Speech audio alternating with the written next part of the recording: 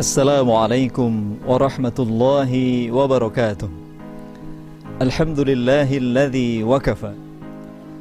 Pujian hanya milik Allah yang maha mencukupi, yang mencukupi segala kebutuhan kita, kenikmatan kita. Wassalatu wassalamu ala ibadihil mustafa Nabiyyina Muhammadin sallallahu alaihi wasallam wa ala alihi wa ashabihi wa man ittaba'al huda hum ahlus sidqi wal wafa. Salam dan salawat kita sampaikan, kita mohonkan kepada Allah agar tercurah-curah kepada baginda Nabi Muhammad sallallahu alaihi wasallam, keluarga, sahabat, semua yang mengikuti petunjuknya. Merekalah yang Allah sebut ahlus sidqi wal wafa, orang-orang yang jujur, orang-orang yang setia. Allah subhanahu wa ta'ala senantiasa memberikan semangat kepada kita ketika kita dengan sadar menjadi seorang mukmin, menjadi seorang muslim, maka Allah kemudian memberikan semangat agar kita terus berkarya, melakukan kebaikan dengan segera. Ketika Allah subhanahu wa ta'ala berfirman, A'udzu billahi minasyaitonir rajim, Bismillahirrahmanirrahim, وَسَارِعُوا إِلَى مَغْفِرَةٍ مِّن رَّبِّكُمْ وَجَنَّةٍ عَرْضُهَا السَّمَاوَاتُ وَالْأَرْضُ عِدَّةٌ لِّلْمُتَّقِينَ.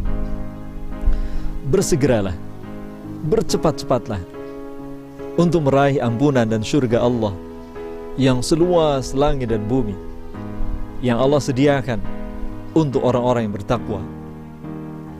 Di ayat yang lain Allah subhanahu wa ta'ala berfirman,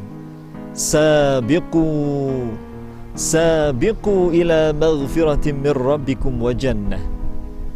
Menjadilah kalian pelopor, jadilah kalian orang yang pertama perintis kebaikan dalam meraih ampunan dan surga Allah subhanahu wa ta'ala.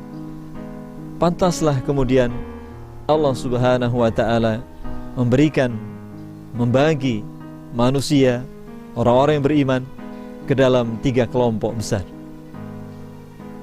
Surat Fatir ayat yang ke-35 mengabarkan kepada kita, A'udzu billahi minasyaitonir rajim, Thumma awrathnal kitaba alladhina istafayna min ibadina faminhum zalimun li nafsihi wa minhum muqtasid wa minhum sabiqun bil khairati biidznillah. Dzalika huwal fadlul kabir. Ada 3 kelompok ketika seorang mukmin menerima Al-Quran dalam kehidupan dirinya. Yang pertama adalah orang-orang yang menzalimi dirinya sendiri. Di dalam tafsir Ibnu Katsir dikutip dari sabda Nabi yang mulia sallallahu alaihi wasallam, orang-orang ini adalah kelompok yang hisabnya paling lama nanti di yaumul hisab. Na'udzubillahi min dzalik. Para jamaah, ketika kita diperiksa oleh polisi misalkan, atau dalam sebuah pemeriksaan, dan pemeriksaan itu lama berlangsungnya, betapa deg-degannya kita, betapa hati ini berdebar-debar, khawatir kesalahan kecil kita kemudian ditemukan. Lah sekarang dihisab di saat tidak ada kekuatan kecuali milik Allah. Na'udzubillah. Siapa mereka? Orang yang menzalimi dirinya sendiri, yaitu mereka yang sering meninggalkan perintah Allah subhanahu wa ta'ala. Yang kedua, wa minhum muqtasid, yaitu golongan pertengahan. Nabi yang mulia melanjutkan, mereka adalah orang yang hisabnya tidak terlalu lama dibandingkan yang pertama, yaitu yang suka menunda-nunda kebaikan. Tentu kita pun berharap, tidak ingin kita menjadi kelompok yang kedua ini, menunda-nunda kebaikan.